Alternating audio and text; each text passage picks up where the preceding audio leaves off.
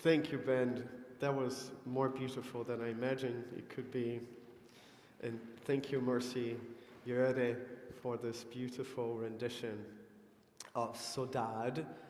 Saudade is a Cape Verdean song written in the 1950s by Armando Zeferino Soares and best popularized by Cesária Évora on her 1992 album Miss Perfumada. In Portuguese, the word is saudade. Saudade is a word that is also found in Galician without a direct translation into English. The dictionary from the Royal Galician Academy defines saudade as an intimate feeling and mood caused by the longing for something absent that is being missed. This can take different aspects, from concrete realities, a loved one, a friend, the motherland, the homeland, to the mysterious and transcendent. It is quite prevalent and characteristic of Galician, Portuguese, Brazilian, Cape Verdean, and other parts of the world colonized by the Portuguese and the Spanish. It is what one would say about a deceased one or someone who's very far away and not reachable. There's another word without an equivalent in English, and that's an Arabic word that my pronunciation is not perfect. Ghair. And you have the Arabic on the screen. The dictionary says anger. That's what you would find, but it's not. It is when you take anger, place it on a low fire, add injustice, oppression, racism, dehumanization to it, and leave it to cook slowly for a century. And then you try to say it, but no one hears you.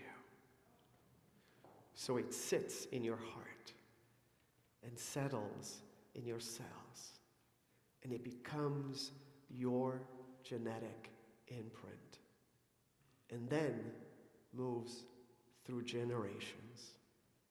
And one day, you find yourself unable to breathe. It washes over you and demands to break out of you. You weep, and the cycle repeats. This is the definition by Khadija Dajani. Franz Kafka offer these words. You can hold yourself back from the suffering of the world. That is something you are free to do. And it accords with your nature. But perhaps this very holding back is the one suffering you could avoid. The one suffering you could avoid. So I invite you to bring to mind the suffering of others in your midst, in your immediate circle, around the world, the next neighbor, the next neighborhood, the next town over, the next state. And also think of the joys, the blessings, the privileges, the opportunities, the gifts that one may experience. And the privileges, the power, the joys, the blessings around their immediate circle that can also delight in.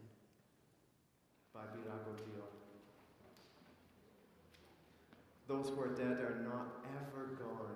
They are in a woman's breast, in the wailing of a child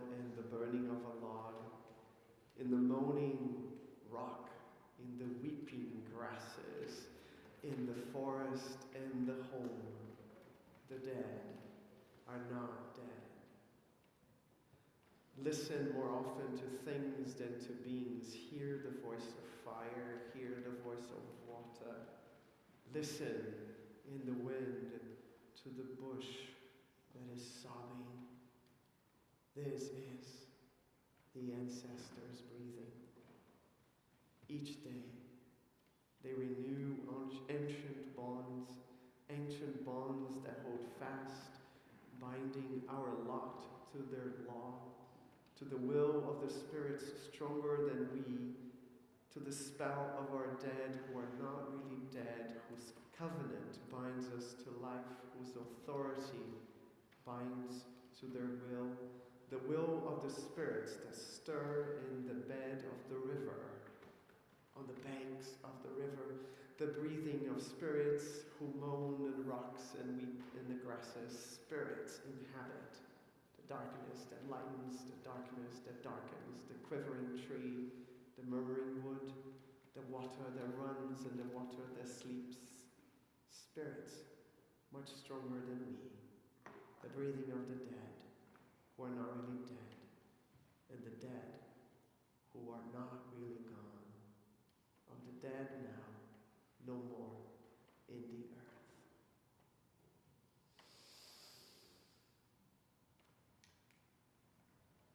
Amen. Beloved, Tyler Rosia Econia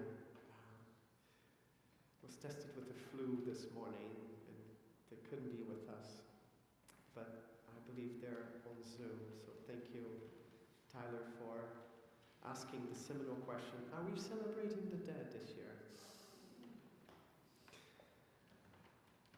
And our beloved Constance Paige has prepared a reflection, and Laura Mercedes Rivera-Calderon will follow with their thoughts as well.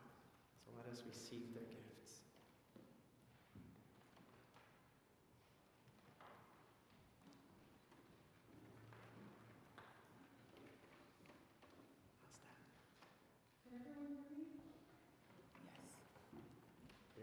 Yes? No, you cannot hear me. Sort of. Is this better? Hold on. Let me try this. Okay, maybe I'll hold it. Yeah? Yeah, I can hold it. How about like that? Sorry? No, I can hold it. Okay, perfect. Thank you. All right. Good morning, y'all. My name is Constance Paige Young. As a point of visual access, I'm a Black American woman. I have warm, dark chocolate skin. Yes. And I have black dreadlocks that are just past my shoulders. I'm wearing a navy blue dress with black boots and a smile on my face. And now I will begin. Death is an unavoidable reality for all of us, yet it often feels distant, something on the horizon until it's suddenly close. It reminds us that, regardless of our achievements, we are all bound by this shared fate. As we approach this election, I've been reflecting on how this moment also invites us to face the unknown. Just as with death, we're called to consider what will endure beyond it, what legacy we'll leave, and how we'll confront the uncertainties that lie ahead. In this time of heightened stakes and deep uncertainty, I find myself asking, how will we navigate this passage? And what values will guide us as we shape what's to come? My great-grandfather's name was Alex West. He was my maternal great-grandfather and was born in my home state of Louisiana in 1879. He was part of the first generation on my mom's side of the family to be born free from enslavement. But in post-Civil War rural Louisiana, that freedom came at a very high price. He was born into a world that sought to limit him, He worked as a sharecropper for white people and saved his money his entire life so that he could purchase land to live for his descendants, because he knew that they could work that land and be able to provide for themselves. He said that he never wanted his family to ever have to work for white people. And not too long before he died, he purchased land. He purchased land that my grandmother raised my mother on, and I spent many summers, weekends, and holidays there as a child. Imagine a Black man in rural Louisiana determined to purchase acres of land in the late 1800s. This land would become a cherished home for generations he would never know, a place where his legacy would take root. With each acre, he was not just buying land, he was planting the seeds of hope and belonging for his family's future. He wanted that land to serve as a refuge for us, for my family, a safe place where we could sustain ourselves as we survived racially motivated terrorism in America. And that is, in fact, what it continues to do. After my brush with death and the traumas I experienced in Charlottesville in 2017 and the uprisings in 2020, I sought refuge on that land. I lived there alone in the home that my mother grew up in, and it's so rural that there is no internet access or cell phone service. The only connection with the outside world is a landline telephone. As I stand here today, just ahead of this election, I feel a mix of fear and hope. Like death, elections bring uncertainty, and we cannot predict the outcomes. But just as my great-grandfather took bold steps to secure his family's future, we must too be brave in facing what is to come. I recognize that in some ways, the fear surrounding the election mirrors the fear of death itself. Both evoke uncertainty and vulnerability. Yet in facing this fear, we are given the chance to choose how we respond. We can reflect on the lessons from our ancestors, those who fought for justice, those who sacrificed, and those who showed the importance of community. Their experiences remind us that while we cannot control everything, we can influence the paths that we take and the values we uphold. I am reminded that no matter what happens, we face it. And the way that we face it is by facing it together. Amen. In Louisiana voodoo, death is viewed not as an end, but as a transition. The spirits of those who have passed continue to shape our lives. They guide us, reminding us that we are never alone. As I consider the weight of our upcoming choices on Tuesday, I draw strength from this belief. We honor our ancestors not just by remembering them, but by embodying their courage and resilience in our actions today. I know that not all lessons from the past are ones that we wish to carry forward. Some of our ancestors made choices that do not align with my values. And it is important for me to discern which legacies to honor and which to reject. And that is what death teaches us about life, that it's not over yet, and we still have the ability to make choices and to uphold what it is we want to endure. We can mess up, but it's important that we keep trying again. I hope that the reminder of death will propel me to be present now and to act with the understanding that a life well lived actually depends on it. I know that some of us might not have any idea who our biological ancestors are. And while that is not my experience, I hope that those of you with this experience understand that what I have said is true for you as well. Just because you do not know of your ancestors in this realm does not mean that they are not with you. And that, I'm sorry, and that your chosen family is family, and we are not exclusively bound by blood. In facing death and the uncertainties of life, I want to live knowing that I am part of something that is greater than myself, and that death is a transition. Some facets end, but there are fragments that endure. With the election looming, my charge to myself and to all of y'all is that we live a life that respects death by leaving behind a legacy that uplifts life, justice, and love, and one that honors the interconnectedness of us all. Thank you.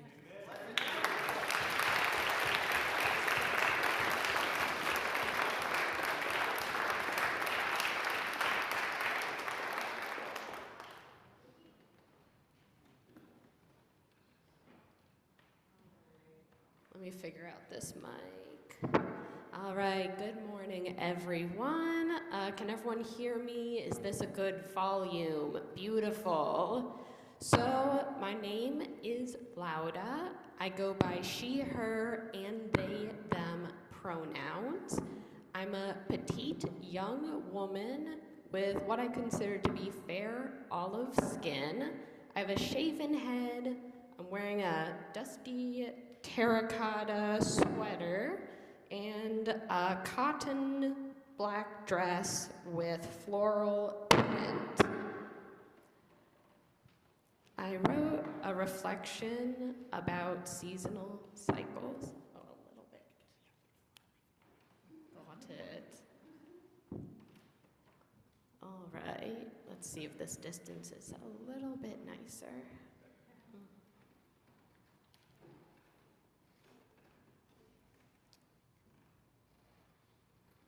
The year turns, and autumn turns to winter. For where we live, it is the season of decay and dying. To decay, to decompose, to descend into soil, to surrender into the earth. From the damp and darkness, to become fertile soil again. It is a promise that life will once again spring forth when the warmth and sunlight returns. And after the spring turns to summer, and summer to autumn, the life that has grown will again decay, decompose, and the cycle will repeat. This is the cycle of birth and death on this earth. Rocks do cycle, as do all flora and fauna, as does water, oceans to clouds to rain. From the single-celled organisms to the multicellular communities that we humans are. These human bodies show where we have cycled from. Our bones are like rock, our hair like plants, our flesh like the land, our eyes like the sea, our minds like the sky, our blood like streams of water, and our beating hearts like the pulsating flames of a fire. Every component of ourselves is composed of the earth, and every component of ourselves will decompose to become soil for our future to grow from and walk upon. We walk on the soil, and the soil is made from our ancestors. Dia de los Muertos is one tradition of many that humans have to continue to honor this cycle, from birth to death, leading to birth and death again. This is beautiful, but then I open my eyes and the story changes. The story becomes about fossil fuels.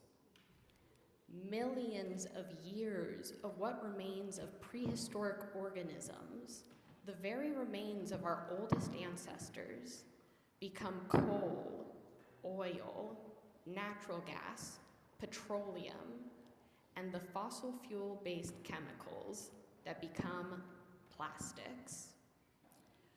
From these ancestors, the skies are filled with greenhouse gases and pollutants beyond what the cycles of water and plants can reabsorb.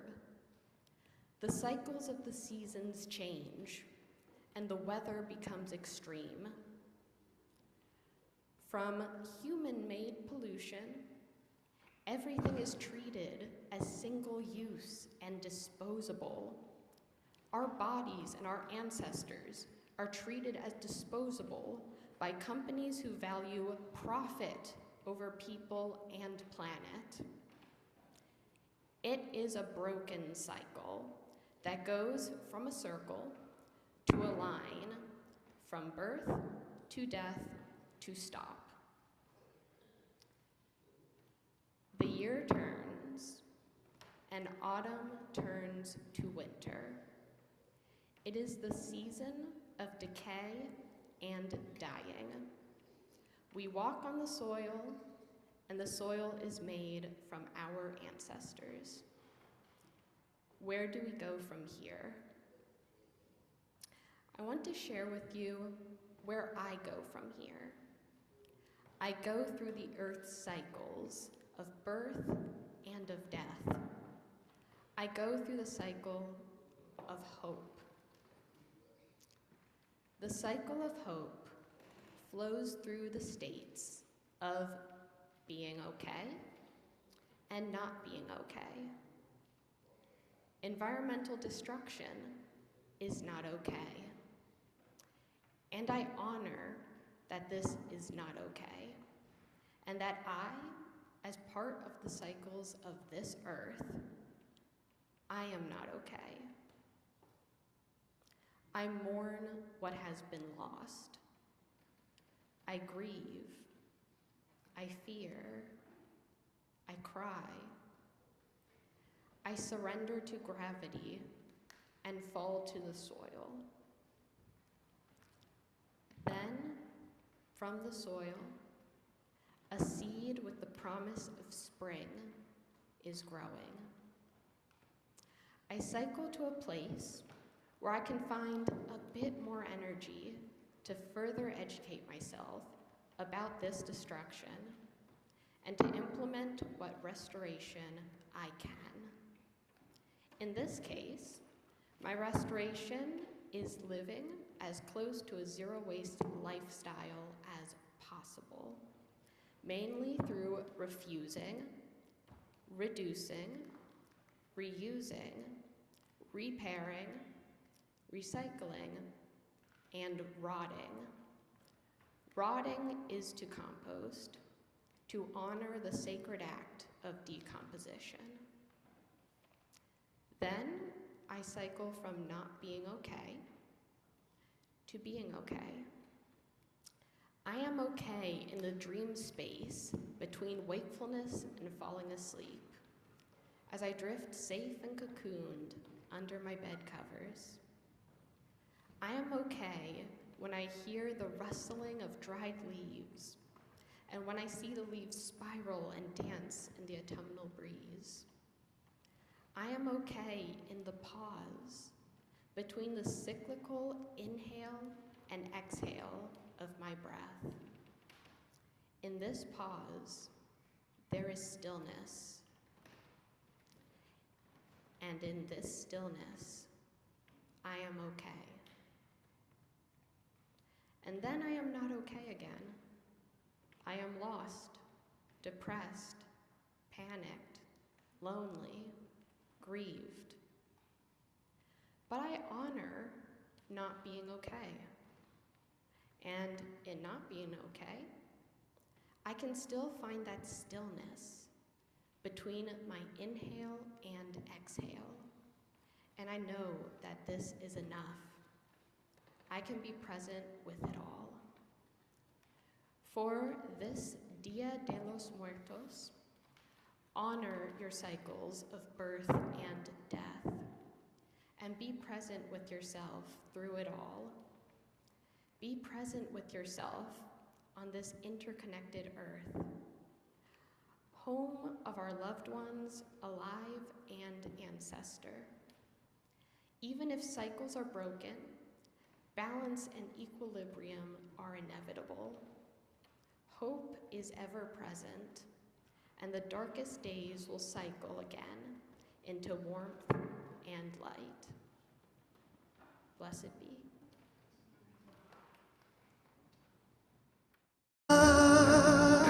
So that there's no terrors on the cloud. So that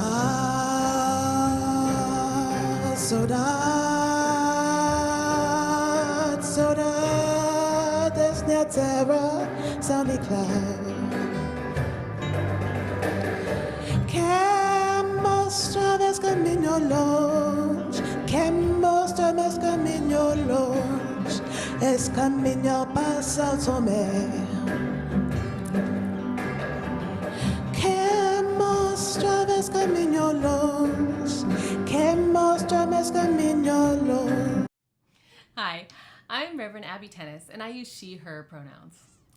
I'm Reverend Alexandre da Silva Souto, and my pronouns are they, them, and theirs. And we are the ministers of the First Unitarian Church of Philadelphia, where it is our mission to awaken love and justice in our lives and in the world. We're so glad you watched this video, and we hope that its message connects with your soul. We also want to invite you to join us for Zoom services Sunday morning at 11 a.m. or come in person at 2125 Chestnut Street, Center City, Philadelphia. Whether you join in person or online, in these services, you'll hear messages like you just heard. You'll get a chance to sing together, pray together, and even greet one another in coffee hour afterwards, whether you're brand new or a longtime member. You can always find a Zoom link to our services and more about what to expect on Sunday mornings on our website, philauu.org. The link is below. If you are connecting with this message and feel moved to give to the mission of this congregation, we invite you to click on the link below again and follow the prompts to give, or send a text message to 215-709-5095, and again, follow the prompts. If someone in your life needs to hear these words today, please share this video. And again, thank you so much for watching. We hope to see you soon. See you soon.